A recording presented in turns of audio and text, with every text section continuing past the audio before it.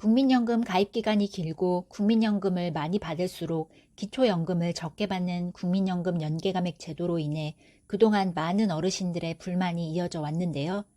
드디어 국민연금 연계감액 제도가 폐지될 것 같습니다. 최근 서울경제신문에서 단독으로 입수한 국회 연금개혁특별위원회 민간자문위원회의 제8, 9차 회의록에 이러한 내용이 포함되어 있다고 합니다.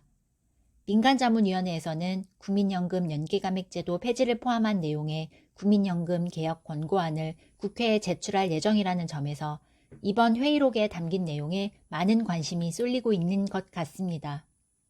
오늘은 민간자문위원회의 제8, 9차 회의록에 어떤 내용이 있는지 자세히 알아보려고 하니 오늘 영상 끝까지 시청해주세요. 안녕하세요. 정보머니입니다. 시작 전 좋아요 한 번만 눌러주시면 양질의 영상을 제작하는 데 큰 힘이 됩니다.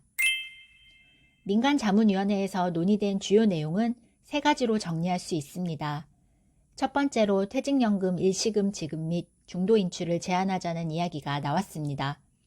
두 번째는 퇴직연금 적립금 일부를 국민연금 보험료로 전환하는 방안입니다. 마지막은 국민연금 연계감액제도 폐지입니다. 이 중에서 국민연금 연계감액 폐지와 연금 방식의 퇴직연금 수령 강제화에 대해서는 권고안으로 선정되었으며 퇴직연금 적립금 일부를 국민연금 보험료로 전환하는 방안은 보류되었습니다. 자세한 내용을 살펴보겠습니다. 먼저 퇴직연금에 대해서 말씀드리겠습니다. 그동안에는 퇴직연금을 일시금으로 한 번에 수령하거나 중도에 인출할 수 있었습니다.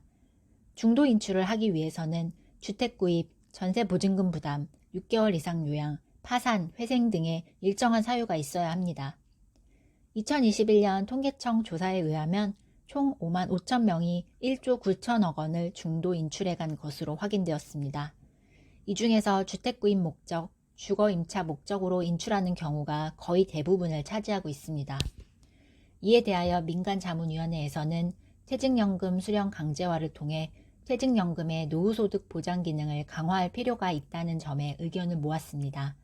그리고 연금 수급을 강제하기 위해서는 적립금을 일정 규모 이상으로 축적해야 하는 만큼 중도 인출을 제한해야 한다고 판단하였습니다. 이에 따라 향후 퇴직연금을 일시금이 아닌 연금 방식으로 수령하도록 강제하고 연금액의 중도 인출을 제한하는 방안을 개혁 권고안에 담기로 가닥을 잡았습니다. 다음으로 퇴직연금 적립금 일부를 국민연금 보험료로 전환하는 방안입니다. 현재 국민연금의 보험료율은 9%로 사업자와 근로자가 반씩 부담하고 있습니다. 여기서 퇴직연금 사업자의 기업은 3에서 4%를 떼어내 국민연금 보험료율로 전환하자는 것인데요.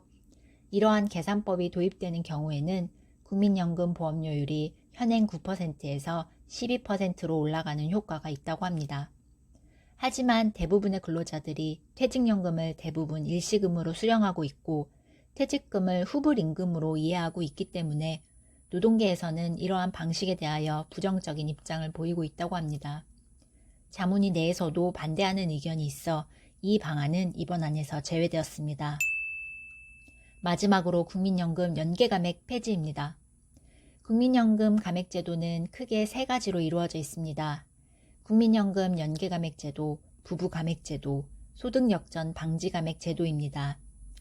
국민연금 연계감액제도는 국민연금 수령액이 일정 금액 이상일 경우에 기초연금 수령액이 감액되는 제도를 말합니다. 두 번째 부부감액제도는 부부가 모두 기초연금을 수령할 경우 각각에 대하여 기초연금을 20%씩 감액하는 제도입니다.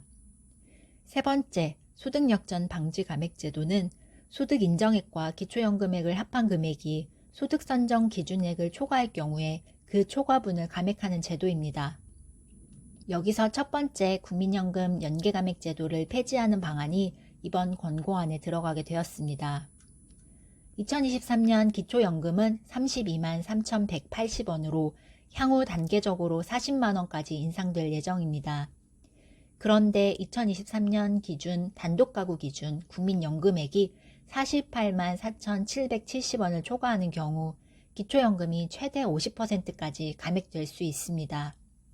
현재 약 36만 명에 달하는 국민연금 수급자가 국민연금 연계 감액으로 인하여 1인당 평균 월 7만원 정도의 기초연금이 감액되었다고 할 만큼 감액된 금액이 꽤 많은 것을 알 수 있습니다.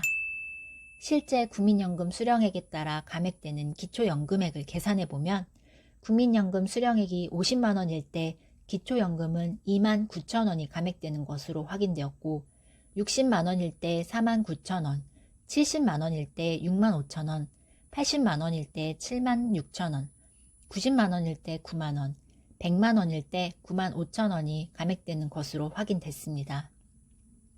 국민연금 연계감액제도는 연금 수혜의 공평성을 높이기 위한 목적으로 도입되었지만 오히려 국민연금 가입기간이 길고 수령액이 많을수록 기초연금 수령액이 줄어들게 되면서 사람들의 불만이 많아질 수밖에 없었습니다.